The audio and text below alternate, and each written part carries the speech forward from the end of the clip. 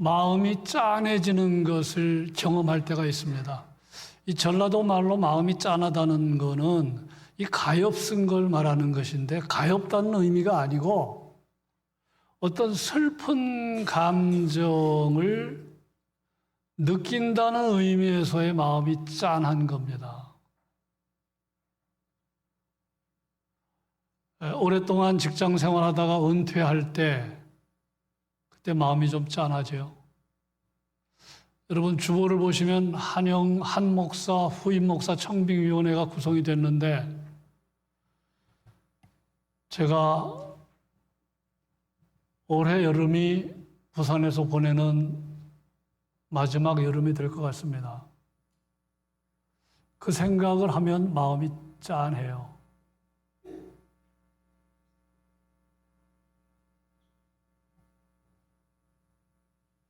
그 외에도 마음이 짠해지는 경험을 합니다. 제가 미국에 갈 때마다 느끼는 게 그 감정이에요. 사랑하는 딸을 만나고 사위를 만나고 손주를 만나고 너무너무 기쁜데, 헤어질 때 느끼는 감정은 바로 그런 감정입니다. 회자 정리, 사람은 만나면 반드시 헤어진다는 말을 익히 알고 있었지만, 헤어질 때 느끼는 감정은 때로 주체하기 어렵습니다. 그런데 앞에서 말씀드린 것보다 더 허전하고 마음이 짠해지는 경우는 사랑하는 가족과 사별할 때죠. 이제는 다시 세상에서 만날 수 없다는 생각을 하게 되면 아무리 목석 같은 사람도 마음이 시리게 되는 것입니다. 오래전 제가 미국을 방문하고 돌아올 때, 우리 아직 장인이 살아계실 때인데, 장인이 고령이셨습니다. 몸이 불편하셔서 휠체어에 의지해서 생활하고 계셨는데, 사랑하는 가족들이, 제법 많은 식구들이 한국으로 떠나는 저희 가족을 집에서 배웅을 했는데, 저희 장인이 하염없이 우시더라고요. 왜 우셨겠습니까? 내가 이제 고령인데, 내가 휠체어에 의지해서 하루하루 사는데, 내가 내일을 기약할 수 없는데, 이제 사랑하는 딸, 사위, 손녀들과 헤어지면 언제 만나겠나, 그런 생각이 든 거지요. 최근에는 남북의 이산 가족이 만나는 일이 없지만 우리는 다 기억하고 있습니다. 오래전 남북의 이산 가족들이 북한에서나 남한에서 만났을 때 벌어지는 일이 무엇인지 우리는 다 기억합니다. 무엇입니까? 눈물바다다. 눈물바다. 왜 눈물바다가 된 것입니까? 이제 헤어지면 언제 다시 또 만나겠는가? 그런 마음이 든 것이지요. 요한복음 14장 16절에서 20절을 읽었는데, 오늘 본문에 등장하는 제자들의 심정이 바로 이런 심정입니다. 예수님의 한마디 한마디 말씀이 심상치 않은 거예요. 자꾸 떠나신다는 이야기를 하는 겁니다. 제자들이 직감적으로 느꼈어요.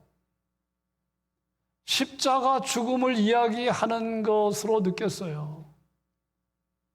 그러니까 마음이 짠해지는 겁니다. 그동안 예수님과 3년여 동고동락하면서 힘든 일도 많이 있었지만, 예수님 생각하면 든든한 울타리가 되어주셨고, 큰 문제를 주님께서 능히 해결해 주신 것을 제자들은 알았기 때문에 주님의 말씀 한 말씀 한 말씀이 마음에 시리게 다가온 것입니다. 그래서 걱정이 앞선 것입니다. 그때 주님이 하신 말씀이 16절입니다. 내가 아버지께 구하겠으니 그가 또 다른 보혜사를 너희에게 주사 영원토록 너희와 함께 있게 하리니. 내가 떠나가지만 걱정하지 말라는 겁니다. 또 다른 보혜사를 너희에게 아버지 하나님께서 허락하실 것인데 보혜사가 오시면 영원히 함께 있게 될 것이다. 보혜사 처음 듣는 말이 아니지요. 한자입니다. 보호할 보자, 은혜 해자, 스승사자를 씁니다. 보호하시는 분, 은혜를 베푸시는 분, 스승 같은 분, 그분이 오신다는 거예요. 나는 떠나가지만 그분이 오신다는 거예요. 이분은 성령을 가리키는데 이 보혜사의 뜻을 우리가 더 제대로 이해하려면 이 헬라어 파라클레토스를 번역한 말입니다. 파라클레토스를 번역해서 보혜사라는 말을 썼는데 이 파라클레토스는 파라라는 말과 클레토스라는 말의 결합입니다. 파라는 곁에서 이 클레토스는 클레오에서 왔는데 부르다라는 뜻에서 왔어요. 그러니까 문자를 그대로 번역하면 곁에서 돕도록 부름받은 분, 곁에서 돕도록 부름받은 분. 더 쉽게 말하면 이런 뜻입니다. 인생길 언제나 함께 하시며 위로하시고 상담하시고 도와주시고 진리의 길로 이끌어 주시는 분, 그런 뜻이에요. 내가 떠나간다고 슬퍼하지 말라는 거예요. 지금 예수님은 아직 십자가 지시기 전에 하신 말씀입니다. 십자가 죽음을 내다보시면서 하신 말씀입니다. 십자가 죽음이 내가 당면한 문제이지만 그 후에 부활할 것이고 그 후에 성천할 것인데, 그래서 너희와 떠나갈 것인데 슬퍼할 일이 아니다라는 말이에요. 슬퍼할 일이 아니다. 떠남에 유익이 있다. 그런 의미의 말씀을 예수님이 함께 하시는 것입니다. 그러니까 이 말씀은 제자들이 깊이 새겨야 할 말인데, 예수님은 약속하신 그대로 부활하시고 50일째 되던 날, 그래서 오순절입니다. 부활하시고 50일째 되던 날 예수님의 12명의 제자를 포함한 120명의 성도들이 마가의 다락방에서 한 마음으로 간절히 기도했을 때 주님 약속하신 대로 성령의 놀라운 강림을 경험했어요. 그것이 우리가 알고 있는 오순절 성령 강림 사건. 그래서 태동한 사건이 교회입니다. 그래서 교회가 세상에 태어나게 된 것입니다. 그런데 예수님 말씀 그대로 예수님이 이제 그 이후에 떠나가셨잖아요. 육신의 눈으로 안 보입니다. 그런데 성령을 체험한 다음부터는 놀라운 능력의 삶을 산 거예요. 허전하지 않았어요. 마음이 시리지 않았어요. 왜냐하면 예수님과 똑같은 성령님을 예수님이 살아계실 때보다 더 확실하게 경험했기 때문입니다. 그러니까 오늘이 성령 강림 주일인데 부활 주일 지나고 50일째 되는 날입니다. 그러니까 성령 강림절, 오늘은 주일이기 때문에 성령 강림 주일인데 여러분 한번 생각해 보시기 바랍니다. 성령님이 오시지 않았다면 예수님의 십자가 사건, 예수님의 부활 사건, 예수님의 승천이 어마어마한 사건이긴 하지만 제자들에게 무슨 의미가 있었겠습니까? 예. 여러분, 성령님이 오시지 않았다면 십자가 사건, 부활 사건, 그리고 승천하신 사건은 과거에 일어난 사건, 추억의 사건으로 그치지 않았겠습니까? 예. 그러니까 이 성령님이 오시지 않았으면 십자가와 부활과 승천은 대단한 사건이긴 하지만 과거의 사건으로 묻힐 수밖에 없는 과거의 추억거리로 기억될 수밖에 없는 사건인데 성령께서 오셔서 그 사건의 의미를 깨우쳐 주시고 현재화시켜 주시고 그 사건이 우리의 소망이 되어 주심을 일깨워 주셨기 때문에 엄청난 사건이 된 것입니다. 너무나 존경하고 사랑하는 남편이었는데 이런 남편을 갑작스럽게 여의고 오랫동안 마음 시리게 인생을 사신 분이 있어요. 그 후에는 회복이 되었지만 너무나 한동안 마음 시리게 사신 분이 있어요. 신촌 성결교회 김소엽 권사 이야기인데 이분은 시인이기도 합니다.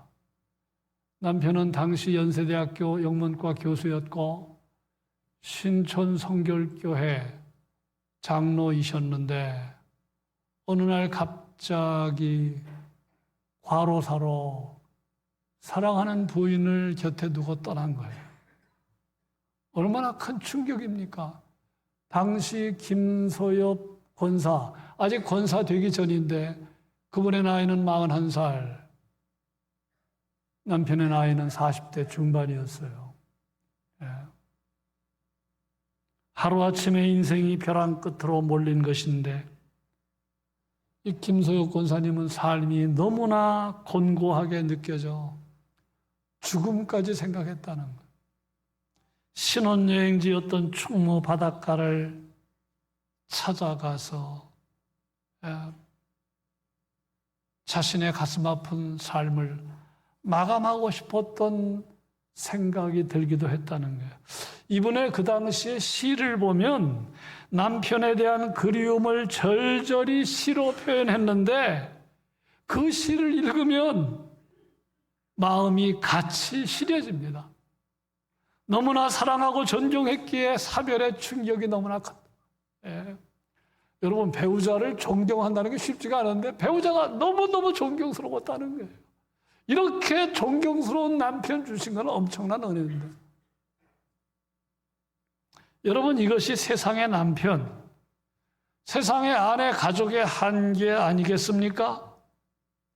생전에 아무리 대단했어도 떠나면 더 이상 함께할 수 없고 과거의 추억으로 끝나는 것이 인간사입니다. 그런데 예수님의 떠나심은 이런 경우와 완전히 다른 경우예요. 예.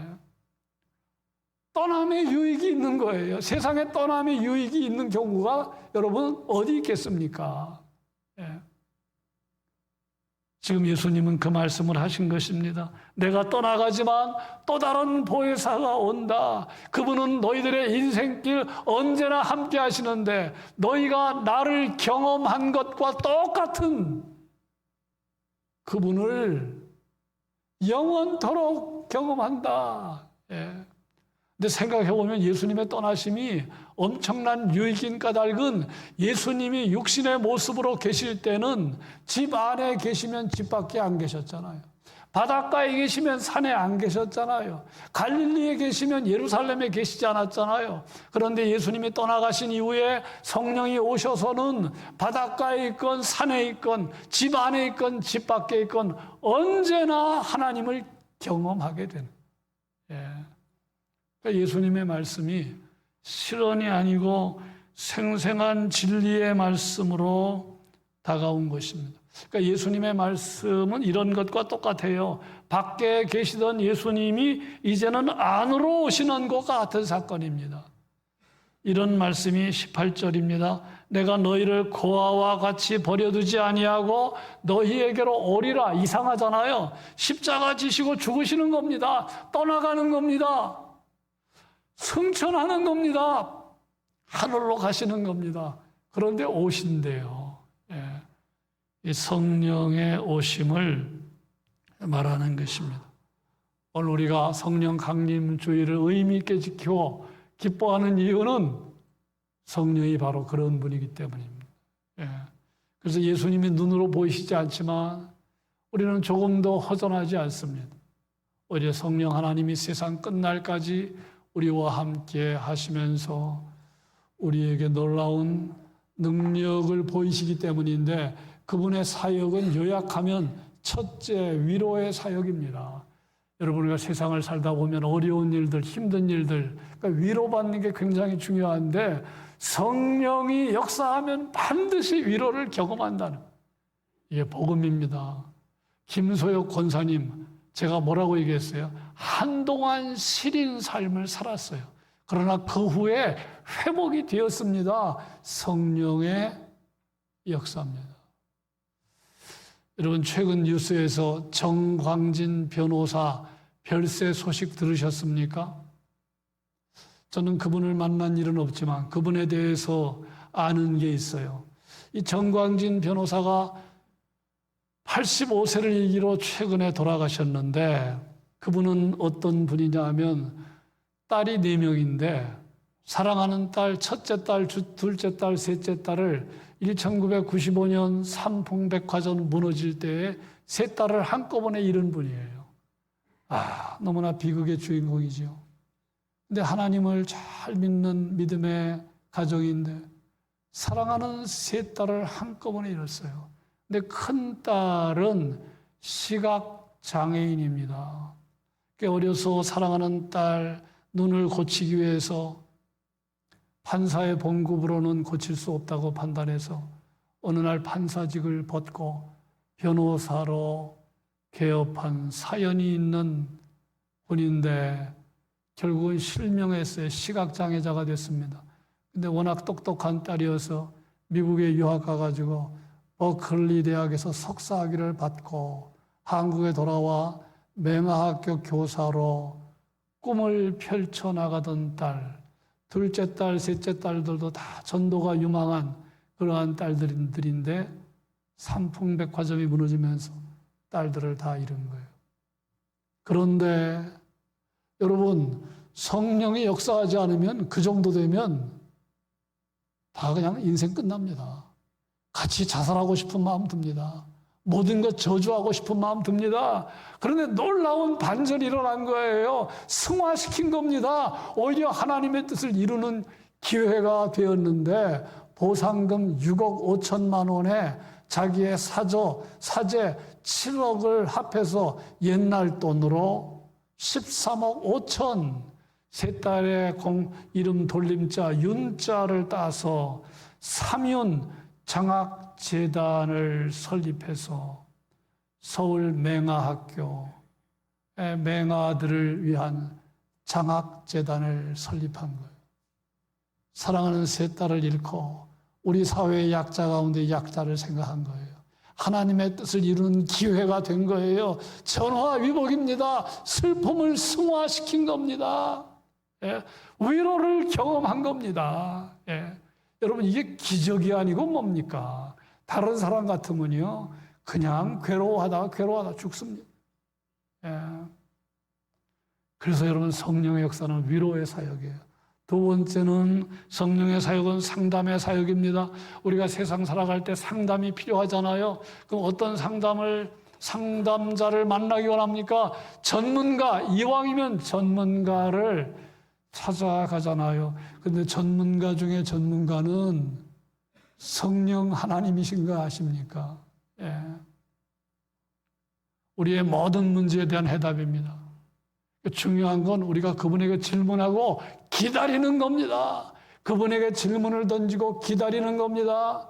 그러면 성령 하나님의 상담을 경험하게 되는데, 때로는 설교자를 통해, 때로는 말씀을 통해, 때로는 사건을 통해 하나님께서 반드시 우리에게 답을 주시는 걸 경험하게 됩니다.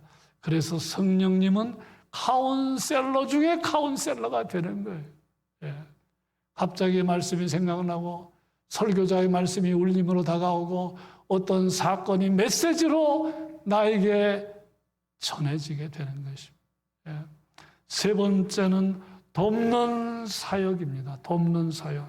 그러니까 어려움이 없다는 얘기가 아니라 어려움이 와도 다시 일어나게 하고, 다시 용기 잃지 않게 하고, 하나님의 뜻을 찾게 하고 이루게 하고, 돕는 것 아니고 무엇이겠습니까?